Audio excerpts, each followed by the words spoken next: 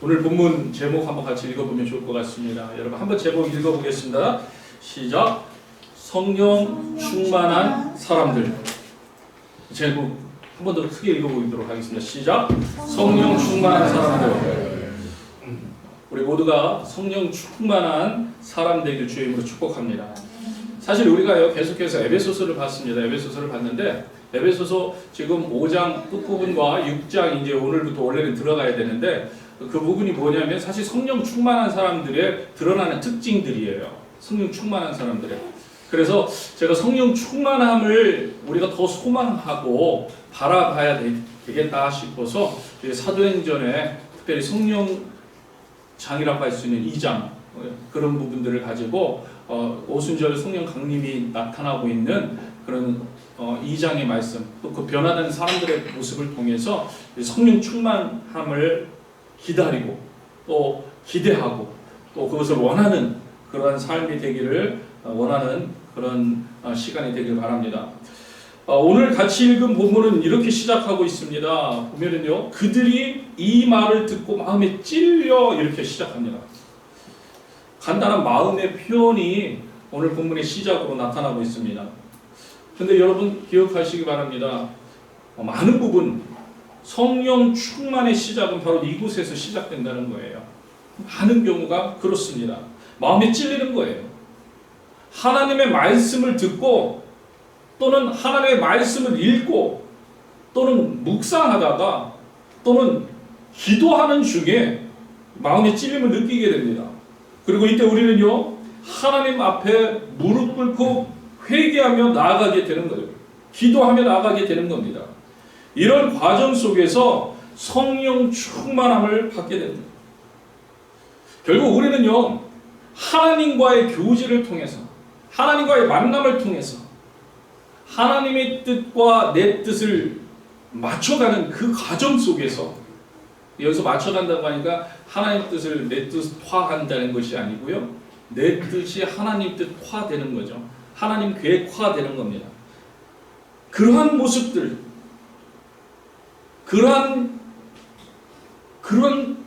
순간들 그런 순간들 우리 뭐라고 표현하냐면 여기 오늘 본문에서는 찔림을 받았다고 합니다. 찔림. 그 찔림 가운데 우리가 회개하고 내가 가지고 있던 나의 생각, 하나님 생각과 하나님 원하시는 방향으로 바꾸는 그런 과정을 통해서 성령 충만한 삶을 하게 되는 거라는 거죠. 근데 우리가 여기에서 아주 중요한 부분이 있습니다. 많은 사람들이요 마음에 찔려 여기까지는 한다는 거예요. 여기까지. 하나님 말씀 들을 때 많은 부분에서 내가 그러면 안 되는데 내가 이렇게 앞으로는 살아야 되겠는데 내가 하나님의 능력 가운데 하나님의 인도하신 가운데 하나님 말씀하신 가운데 살아야 되겠는데 이럴 때가 많이 있어요. 근데 거기까지라는 거예요. 거기에 머문다는 거예요. 말씀 듣고 말씀을 읽고 잠시 머뭇거리기까지는 하는데 머뭇거리다가 만다는 거예요. 무시해버린다는 거예요. 근데 오늘 본문을 보세요. 오늘 본문 이 37절 한번 보세요. 37절을 보니까 그들이 이 말을 듣고 마음에 찔려 베드로와 다른 사도들에게 물러 이르되 형제들아 우리가 어찌할까 하거늘. 지금 오늘 본문의 사람들은요 마음의 찔림을 받고요 어찌해야 하는지를 찾고 있는 거예요. 찾고 있는 거예요. 어떻게 하면 되지? 어떻게 하면 되지? 사실요 제가 더 놀라운 것은 뭐냐면은 지금 이 사람들이 우리와 같이 예수님을 영접한 사람들이 아니라는 거예요. 예수님을 만난 사람들이 아니라는 거예요. 아직 성령을 받지 못한 사람들입니다. 그런 사람들. 물론 이들이 예수님이 누구라는 것은 알고 있는 사람들이었을 겁니다. 왜냐하면 엄청난 소동과 함께 예수님이 십자가에 달려 돌아가신 지 오래되지 않았기 때문이에요. 그리고 예수님 부활하시고 승천하신 그 사건 이후에 한 10일 정도의 시간이 흐른 시점입니다. 오늘 오순절 성령 강림의 사건이 일어난 그 시점이 그런 시점이에요. 그래서 그런 이야기를 들었기 때문에 예수님을 알고 있기도 하고요. 또 그 가운데는 직접 예수님을 뵌 사람들도 있을 겁니다. 그러나 아무튼 아직 예수님을 주님으로 메시아로 믿지 않는 사람들입니다. 그런데 그들이 마음의 찔림을 받은 거예요. 마음의 찔림을 받은 겁니다. 그리고 그냥 그 찔림을 받고 그냥 무시해버리지 않습니다. 그들은요, 어찌할까 하면서 다시금 베드로와 사도들에게 묻는 거예요. 여러분, 우리가 성령 충만의 삶을 하려고 할 때요, 여기까지 와야 하는 거예요. 내 마음에 하나님께서 말씀에 도전을 줄 때 그냥 감정적으로 느끼고 그런가 하고 마는 것이 아니라 계속해서 어떻게 하면 그러면 될까? 어떻게 할까? 어찌할까? 물어야 되는 거예요. 계속. 지금 예수님을 모르는 사람들도 그 마음의 찔림을 받으니까 어떻게 해야 하는지를 제자들에게 묻고 있습니다. 그리고 이 말은 무슨 의미입니까? 자기들의 뜻과 생각을 바꿀 의도가 있다는 표현을 하고 있는 거예요. 내가 돌이키겠습니다. 내가 지금까지 생각했던 것을 바꾸겠습니다. 내가 다시 주님이 말씀하시는 대로 살겠습니다. 그동안 자기들이 걸어온 길이 잘못되었다는 것을 인정하기 시작합니다. 그리고 다른 길을 걷겠다는 그런 표현이 어찌할까? 그럼 어떻게 하겠습니까? 오늘 이 시간에 예수님 주님을 모신 우리들입니다. 우리 마음 가운데 성령님의 찔림을 주실 때 우리는 절대로 그냥 무시할 것이 아닙니다. 주님 앞에 다시 물으시고 또 묻고 주님의 뜻을 헤아릴 수 있어야 합니다. 말씀을 읽고 또 읽어서 하나님의 뜻을 헤아릴 수 있어야 합니다. 기도하고 또 기도하면서 주님 앞에 나아가야 합니다. 말씀을 읽을 때나 들을 때 주님이 주신 찔림을 외면하지 않기를 주님의 이름으로 축복합니다. 축복합니다. 오늘 본문에 이 사람들이 그런데 왜 찔림을 받았다고 그럽니까? 우리가 이미 한번 같이 보았지만 오늘 본문은요, 가만히 보면 그들이 이 말을 듣고 이렇게 표현하고 있습니다. 이 말을 듣고. 지금 무슨 말을 들었습니까? 오늘 본문 위에 있는 내용들이에요. 우리 같이 읽지 않았지만, 그래서 그 위에 무슨 이야기들이 나오냐면 오순절 성령 감림 사건이 나옵니다. 베드로의 설교가 2장 1절부터 36절까지 나옵니다. 그런데 결국 이 두 가지의 사건을 보고 이들이 마음이 찔렸다는 거예요. 그런데 이 두 가지 사건은요, 지금 설명드리자면 복잡하겠지만 간단하게 얘기하면 어떤 얘기냐면 결국은요, 그들이 누구를 보았냐면 성령 충만한 사람들을 보았다는 거예요. 그러니까 지금 예수님을 알지 못하는 사람들이 성령 충만한 사람들을 보고 마음의 찔림을 받은 거예요. 마음의 찔림. 성령의 역사하심을 성령 충만한 사람들 통해서 본 거예요. 오순절 성령 강림의 놀라운 사건을 눈으로 본 거예요. 방언을 하고 예언을 하고 놀라운 이야기들을 이루어내는 모습을 본 거예요. 그래서 이 사람들이요, 성령 충만해서 기도하는 무리들 보고 당황했다고 사도행전 2장 12절에서 말하고 있는 거예요. 다 놀라며 당황하여 서로 이르되 이 어찌된 일이냐 어찌된 일이냐 뭐 이렇게 이야기했다는 거예요. 여러분, 우리가요 성령 충만한 사람이 돼야 하는 이유가 여기에 있는 거죠. 우리가 성령 충만할 때 믿지 않는 사람들이 보고 당황해하는 겁니다. 도대체 이게 무슨 일인가? 도대체 이 사람은 어떤 사람인가? 도대체 이러한 일들이 일어날 수 있는가? 요즘 사실요, 교회가 많이 욕을 얻어먹죠. 여러 부분에서. 제가 지난주 부활주일 설교에서 교회는 부활의 증인이 됩니다. 그리고 부활의 증인은 바로 교회입니다. 이런 말씀을 드렸습니다. 교회가 그런 능력이 나타나야 된다는 거죠. 부활을 믿는 사람들이 부활을 믿는 삶의 본이 되어야 된다는 거죠. 그게 성령 충만한 삶이었습니다. 근데 오늘날 교회가 그러지 못해요. 그 이유 중에 많은 것이 있겠지만 지난주 말씀드렸듯이 교회의 성도 가운데 60%만 부활을 믿는다는 거예요. 40%가 안 믿어요. 3명 중에 한 명이 안 믿는 거예요. 교회가 능력이 나타나지 않아요. 부활을 믿는 신앙은요, 능력이 됩니다. 삶의 위로가 됩니다. 삶의 길에 나아가는 놀라운 이슈가 됩니다. 근데 그렇지 못한 거예요. 그런데 우린 그렇지 못한 것을 보면서 교회를 자꾸 말하는데 여러분 그게 교회가 아니에요. 우리는 원래 교회를 보자는 거예요. 원래 주님을 보자는 거예요. 원래 성령 충만함을 보자는 거예요. 우리 사람을 보고 저 같은 목회자를 보고 장로를 보고 권사를 보고 아무개를 보고 우리가 믿음을 가질 것이 아니라 주 예수 그리스도를 보고 예수님만을 바라보면서 우리가 나가야 됩니다. 그래서 믿음의 주 온전케 하시는 예수를 바라보자고 얘기하시잖아요. 그 예수님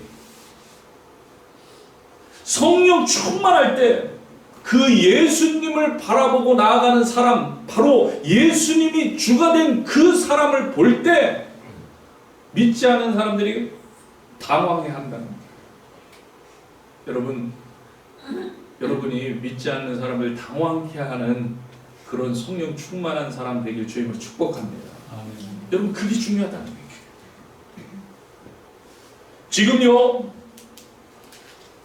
이러한 성령 충만한 사람들의 모습을 보고 그들은 마음에 찔려합니다. 당황해합니다. 이때 베드로가요 또 그들에게 하나님의 말씀을 전하는 거예요. 사도행전 2장 14절 한번 같이 읽겠습니다. 베드로가 11 사도와 함께 서서 소리를 높여 이르되 유대인들과 예루살렘 사람 모든 사람들아 이 일을 너희로 알게 할 것이니 내 말에 귀를 기울여라 하면서 계속해서 이제 예수님이 누구신지를 선포하는 거예요. 예수님이 왜 오셨고 예수님이 무슨 일을 행하셨고 왜 죽으셨고 그 다음에 예수님이 그러한 부활하셨는데 그러한 일들로 인하여 예수님이 우리가 기다리던 메시아라는 이야기를 하고 있는 거예요. 그래서 요엘 선지자의 말을 함께 예를 들어서 인용해서 선포를 합니다. 사도행전 2장 17절 보세요. 같이 읽겠습니다. 하나님이 말씀하시기를 말세 내가 내 영을 모든 육체에 부어주리니 너희 자녀들은 예언할 것이요 너희 젊은이들은 환상을 보고 너희 늙은이는 꿈을 꾸리라. 아멘. 그러면서 그래서 지금 성령의 강림, 오순절 성령 강림이 일어났고 지금 이 사람들이 예언하고 방언하고 놀라운 일들이 일어나는 거다. 그것은 하나님이 이미 구약에 약속해 주셨던 성령의 역사를 이루어 주실 것이다. 그리고 그 일을 감당하는 메시아가 바로 예수님이다. 그래서 구약을 인용하면서 예수님이 바로 우리가 기다렸던 메시아임을 계속해서 선포해 줍니다. 예수님 오셨습니다. 죽으셨습니다. 부활하셨습니다. 분명하게 증거합니다. 이 말씀을 듣는 순간 그 자리에 있던 사람들은요, 그들은 분명히 이제 느끼기 시작하는 거예요. 느끼기 시작하는 거예요. 아, 그렇구나. 말씀대로 다 이루어졌구나. 예수님이 메시아시구나. 여러분, 이들은요, 예수님이 죽으신 것도 알고 있었습니다. 그동안에는 그것이 메시아라는 것을 연결짓지 못했지만 사실 그들은 죽었다는 걸 알고 있어요. 십자가에 50일 전에 못 박혀 죽는 모습을 그 현장에서 본 사람도 있었을지도 몰라요. 죽으셨다는 걸 알고 있어요. 또 부활하셨다는 소식도 그들은 듣고 알고 있었어요. 또한 더 강력한 충격은 어디에 있었습니까? 그동안 말했지만 그 성령 충만한 사람들의 모습, 각 나라에 방언을 하는 모습, 서로 다른 나라에서 왔는데 다 알아들었다는 거예요. 하나님께서 약속하신 성령이 지금 임했구나. 우리가 스스로가 증인이 되었구나. 이 이야기들을 이제 깨달아지는 거예요. 알게 되는 거예요. 너희가 알고 믿고 있는 구약의 말씀이 요엘 선지자의 말씀이 지금 이루어졌다. 베드로가 이렇게 담대하게 예수님을 선포합니다. 그랬더니 이들이 이제요 마음에 찔림이 오기 시작합니다. 그렇구나, 맞구나. 죄를 깨닫게 됩니다. 양심이 찔림을 받은 거예요. 그들이 못 박아 죽인 예수님이 생각나기 시작합니다. 그리고 마음에 찔림이 오는데요. 여러분, 여기서 찔림이라는 것은요, 여러분 내 마음으로 아파할 때 있죠. 그거 때린 것도 아닌데 마음이 정말 아플 때, 콕 찌르는 것 같아요. 너무 괴로워. 여러분, 원어적으로 그런 의미의 찔림을 이야기합니다. 진짜로 느끼는 고통을 말하는 거예요. 누가 때린 것도 아닌데 진짜로 느껴지는 아픔, 모질게 괴롭히고 놀라게 하는, 한마디로요, 아유실색하는. 이럴 수가, 이럴 수가, 예수님 메시아였어, 이럴 수가, 내가 이런 그걸 몰랐다니, 이럴 수가. 그런 거예요. 그런 고통을 느끼는 거예요. 내가 지금까지 무슨 짓을 한 거지? 여러분, 그런 마음의 찔림이 있다 보니까, 그렇기 때문에 바로 이 사람들이 이어서 하는 말이 뭡니까? 그럼 우리가 어떻게 해야 합니까? 그럼 우리가 어떻게 해야 합니까? 여러분, 이 말이 지금 이해가 되세요? 왜 이런 이야기를 하고 있는지. 그들이 이제 알았어요. 예수님 누군지를 알게 됐는데, 자기들의 마음에 어떻게 해야 되는지를 알지 못하는 거예요. 어찌 알고, 이를 어찌 알고. 그래서 제자들에게 우리에게 알려달라고, 방법을 알려달라고 야단을 지금 하고 있는 거예요. 오늘 우리 마음에 이런 찔림이 있게 되길 축복합니다. 간절히 어찌할꼬를 묻게 될 수 있는 그런 찔림이 우리 안에 있기를 축복합니다. 여러분, 이때 변화하기 시작합니다. 여러분, 많은 경우에 여러분, 이런 찔림을 그냥 내버려 두지 마시고, 정말 내가 왜 찔려 하는지를 밝히 보고, 더 묻고, 더 알아가고, 더 찾고, 하나님의 말씀이 감동으로 다가오고 또 도전이 되어 다가올 때 그냥 무시하지 않기를 축복합니다. 미리 내 마음대로 결단해서 난 안 돼 이렇게 하시기 말아요. 난 안 돼. 아유, 잠깐 찔림, 애기 무시해. 아, 귀찮아. 여러분, 이렇게 하지 마세요.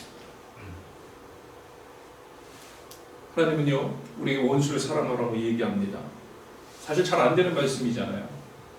제가 자주 이 말씀을 예로 드는 게 잘 안 되니까. 그러나 잘 안 될 때 그런 나를 방치하지 마시고 마음에 찔려 해야 한다는 거예요. 마음에 찔려. 하나님의 말씀이 딱 들어왔는데 나는 안 된, 나는 원래 안 돼. 이거는 제하고 딴 거 잘할게요. 이러지 마시고 그 부분에서 마음이 찔려야 돼. 이럴 수가, 어찌할꼬. 그래서 통회하면서 하나님께 간구할 수 있어야 돼요. 방법 좀 알려주세요. 방법 좀 알려주세요. 제가 그것을 지킬 수 있는 방법을 알려주세요. 찾고 찾아야 되는. 근데 우리는 반대로 합니다. 왜 나한테만 그러세요? 그렇죠? 하나님 앞에 왜 나한테만 그러세요? 왜 나한테만 원수 사랑하고 보세요? 가뜩이나 힘든데, 가뜩이나 괴로운데, 가뜩이나 관계 속에서 힘들어요. 나한테만 원수 사랑하세요. 왜 나한테만 용서하라고 그 사람한테 가서 얘기하세요. 하나님, 그 사람이 날 용서하면 나도 용서할게요. 이런 불평, 불만을 우리는 늘 합니다. 그렇게 하지 말라는 거예요. 하나님의 말씀이 도전이 될 때 더욱더 하나님께 나아갈 수 있는 우리가 되어야 된다는 거예요. 도전이 될 때 마음이 더 아파하고 그렇게 살지 못하는 우리의 모습을 돌아볼 수 있어요. 그리고 찾아야 돼요. 오늘 본문의 사람들이요, 찾고 찾습니다. 찾고 찾아요. 이들이 찾고 찾으니까 이들에게 방법이 주어집니다. 38절 한번 보세요. 같이 읽겠습니다. 베드로가 이르되 너희가 회개하여 각각 예수 그리스도 이름으로 세례를 받고 죄 사함을 받으라. 그리하면 성령의 선물을 받으리니. 분명하게 하나님의 말씀을 선포해 줍니다. 먼저 회개하라는 거예요. 회개하라. 회개하라. 죄에서 돌이키라는 거예요. 하나님께로 돌아오라는 거예요. 그리하면 성령의 선물을 받는다는 거예요. 여러분, 성령의 선물을 받는데요. 그리하면 회개했는데 성령의 선물을 받는데요. 성령의 선물 대표적인 뭐예요? 성령이에요. 성령. 그리고 여러분, 이 세상에서 가장 좋다고 생각하는 그 모든 것들을 다 생각해도 그거에 미치지 못하는 게 성령의 선물, 그것보다 더 큰 거잖아요. 성령을 주신다는 성령. 결국은요, 마음에 찔림이 있을 때 우리는 회개해야 합니다. 그냥 무시하는 게 아니라, 그냥 그럴 수도 있지. 나는 안 돼. 아니라 회개해야 돼. 이때 이 회개를 통해서 하나님께서는 성령을 주신다. 그냥 우리 회개했을 뿐인데, 우리 그냥 마음 아픈 부분을 하나님 앞에 내려놓고 어찌할꼬 그러면서 찾았을 뿐인데 성령을 주신다. 성령을 주신다. 여러분, 회개하는 사람이 성령 충만한 사람입니다. 다른 사람이 성령 충만한 게 아니에요. 회개하는 사람, 회개 자리에 나가 무릎 꿇는 자, 하나님 뜻을 구하는 사람, 내가 넘어졌을 때, 내가 잘 안 될 때 하나님 뜻대로 살기로 다시 결단하는, 이게 성령 충만한, 이게 성령 충만한. 여러분, 어떤 사람은요, 마음의 찔림 요 상태만 받으면서 마음의 찔림 요 상태를 가지고 회개했다고 생각하는 사람들이 있어요. 내가 마음에 찔렸네, 나 회개한 거야. 여러분, 그거 회개가 아니에요. 그 마음에 찔린 거예요.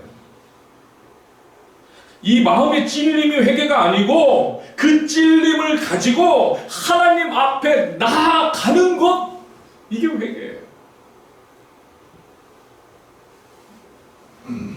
어찌할꼬 하며 주님 앞에 나아가서 주님이 원하시는 대로 가기로 다시 한번 결단하는 것, 돌이킴의 결단, 이게 회개예요. 그리고 이렇게 나아갈 때 성령을 부어 주시는 거예요.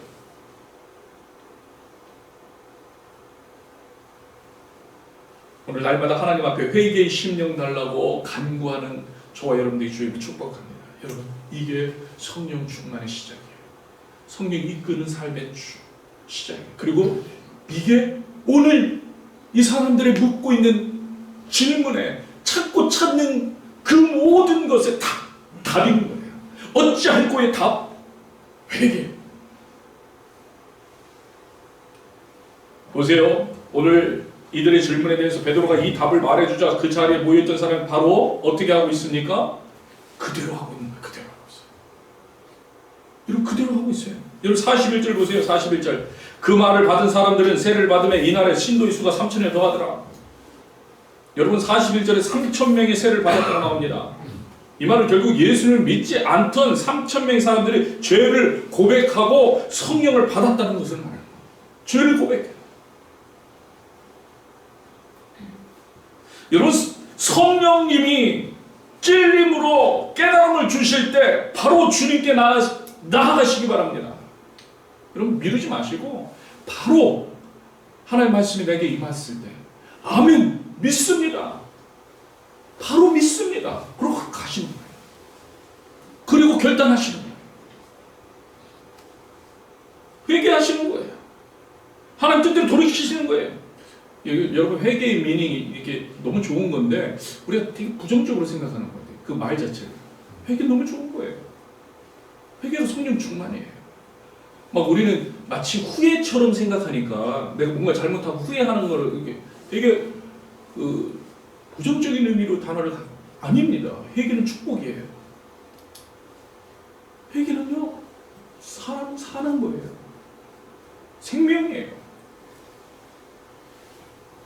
그때 역사가 일어나는 거예요. 머뭇거리지 마세요. 여러분, 한번 생각해 보세요. 3,000명이 지금 회개를 했는데 제가 생각할 때는 그곳에 3,000명보다 더 많은 사람들이 있었는지도 몰라요. 3,000명보다 더 많은 사람들.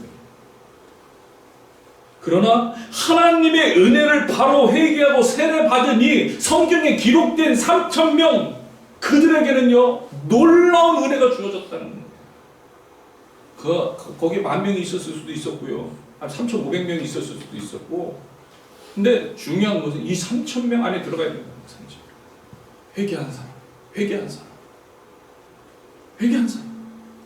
여러분, 나중에 잘하지, 나중에 제대로 하지, 요즘은 바쁘니까 나중에 말씀 많이 보지, 요즘 바쁘니까 나중에 기도하지, 요즘 공부하느라고 바쁘니까 나중에 더 하지, 나중에 우리는 나중에. 요즘 피곤하니까, 요즘은 상황이 나쁘니까, 헌신도 그렇고요, 하나님 앞에 나가는 것도 예배도 그렇고요, 모든 게 우리의 상황 따라서 그냥 나중에 해요. 나중에. 여러분, 회개 어렵지 않아요.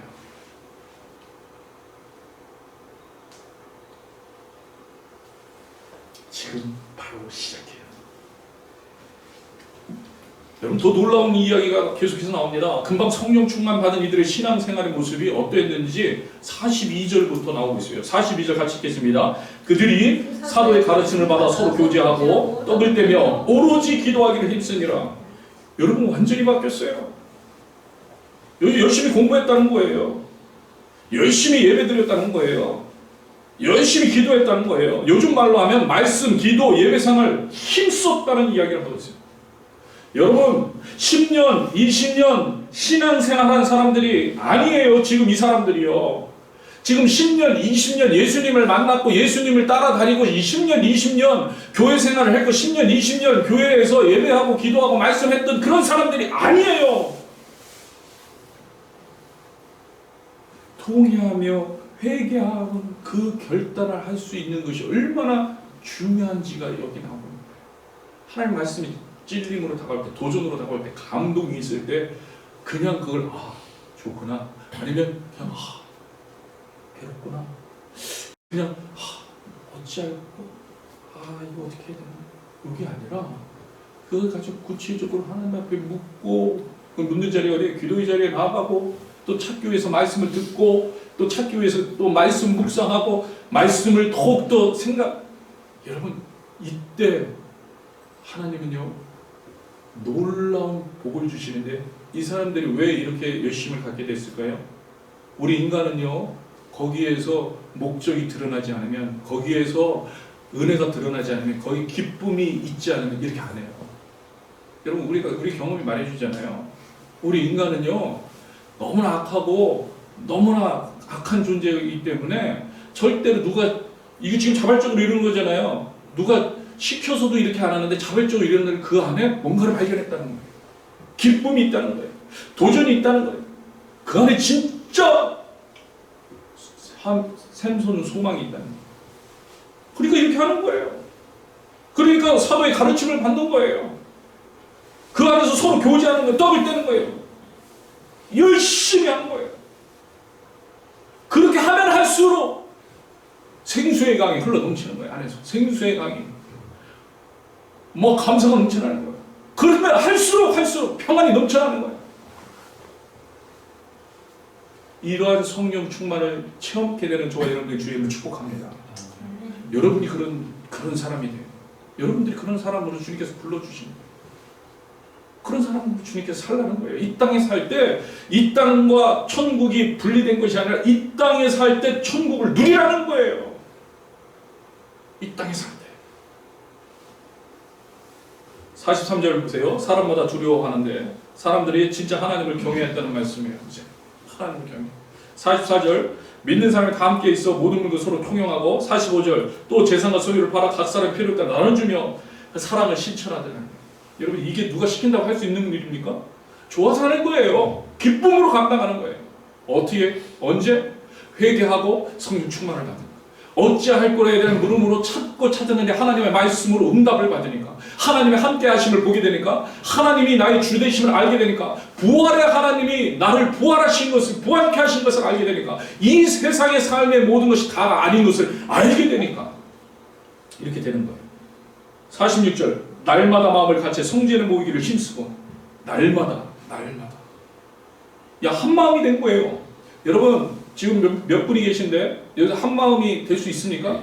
여러분 한 마음, 우리가요 세상 사람들의 기준, 세상 사람 생각, 우리 기준, 우리의 생각으로는 절대 한 마음이 될 수 없어요. 한 마음이 되었다는 얘기는 뭐예요? 그렇기 때문에 그리스도의 마음으로 한 마음이 됐다는 거예요. 지금 그리스도의 마음, 성령이 임하시니까 성령 충만함으로 그리스도의 마음으로 한 마음이 됩니다.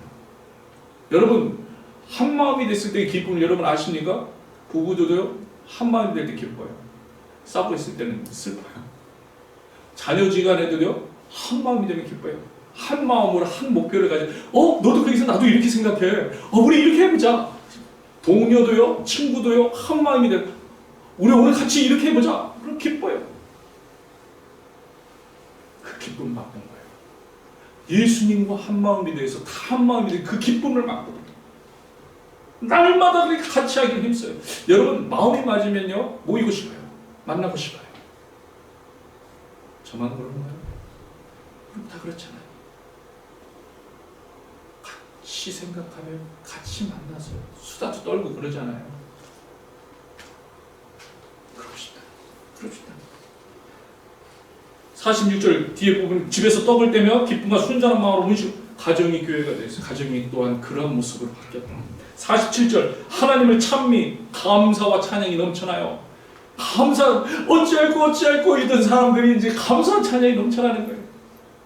답을 얻으니까 회개하고 성령을 받으니까요. 하나님 감사합니다. 여러분 상황 바뀐 거 하나도 없어요. 똑같은 상황이에요. 갑자기 거기서 돈이 나오거나 그들이 원했던 성공이 이루어졌다는 말씀이 하나도 없어요. 오히려 자기 거 팔아서 갖다 헌금하고 자기가 더 열심히 섬기고 이랬을 뿐이에요. 근데 감사 기쁨이 넘쳐요. 감사 기쁨. 여러분 이 놀라운 비밀을 체험하게 되는 여러분들에게 주님을 축복합니다. 여러분 이런 모임, 이런 공동체가 있다고 생각해 보세요. 그런 공동체가 있다. 그 결과 47절 온 백성에게 칭송을 받으니 여러분 칭송 받지 않겠습니까? 그런 공동체 칭송을 받아요. 열매를 맺게 돼요. 그랬더니 구원받은 사람을 날마다 더하게 하십니다. 여러분 우리가 성령 충만을 바라보고 기도하고 성령 충만을 기대해야 되는데요. 사실은요 성령 충만해야 되는 목적이 여기에 있다는 거예요. 여기 있다는 거예요. 뭐요? 구원받은 사람을 날마다 더하게 하신다. 여러분 한번 따라해 봅시다. 성령 충만의 목적. 여러분 우리가 기도하잖아요. 성령 충만케 해주세요. 근데 그 목적이 여러분 많은 경우에 우리는 그래서 내 이익, 내 편리함, 내 성공, 내가 갖게 되는 거, 내가 잘 되는 거. 여러분 우리가 이 성령 충만을 그래서 구하잖아요. 하나님은요 성령 충만의 목적이 거기에 있지 않아요. 구원받는 사람이 날마다 더하게 하시기 위해서. 구원받는 사람이 날마다 더하게 하시기. 그래서 복을 주시는 거예요. 증거할 수 있도록 복을 주시는 거예요. 힘을 주시는 거예요. 능력 주시는 거예요. 사도행전 1장 8절 말씀 여러분 기억하실 겁니다. 성령이 너에게 임하시면 너희가 권능을 받고, 그리고 하는 것이 뭡니까? 권능을 받고, 너희가 권능을 받고, 권능은 복이에요. 우리가 말하는 능력이에요. 여러 가지 능력일 수 있어요. 또한 여러 가지 혜택일 수 있어요. 편리함일 수도 있어요. 사람들이 부러워하는 모습일 수도 있어요. 그것이 굳이 꼭 그것만은 아니지만 그럴 수도 있어요. 그런데 그것을 받고, 성령이 임해서 그것을 받고 최종적인 목적이 뭐예요? 내 증인이 되리라는 거예요. 증인이 되리라. 증인이 되리라. 결국 성령 충만한 사람은요, 오늘 본문의 베드로와 사도들처럼 예수 복음을 전하는 사람들이에요. 여러분에게 묻습니다. 속으로 대답해 보세요. 여러분 스스로 한번 돌아보세요. 여러분들은 성령 충만한 사람들 맞습니까? 예수님을 전하고 계십니까? 마켓 가서 전하라는 얘기 아니에요. 마켓 가서 전하는 게 아니라 여러분 삶으로, 가정에서. 우리 아빠는, 우리 엄마는 그래도 기도하시는 분이야. 그럼 성령 충만한 사람이에요. 자식들이 못 돼. 우리 아들은, 우리 딸은 그래도 기도하는 사람이야. 그럼 성령 충만하다. 향기가 드러나고 있다. 우리 사장님은 성령 충만한 사람이야. 우리 직원은 참 열심히 기도해. 성령 충만한 사람.